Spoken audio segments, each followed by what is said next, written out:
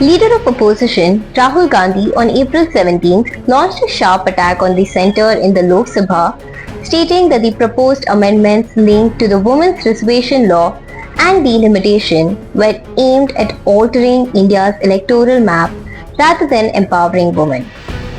Participating in the debate, Gandhi said that the bill was being used as a cover to withdraw political representation and retain power.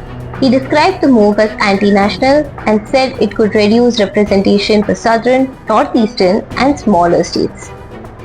He further added that the proposal bypassed the caste census and would prevent its impact on political representation for the next 15 years. He said the move would weaken the voice of OBCs, Dalits and minorities while consolidating power. Gandhi also accused the government of attempting to reshape the political landscape, citing earlier changes in regions like Jammu and Kashmir and Assam.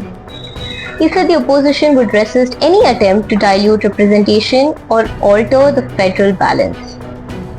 During his speech, he urged the government to implement the 2023 Women's Reservation Act instead, assuring full opposition support for its passage.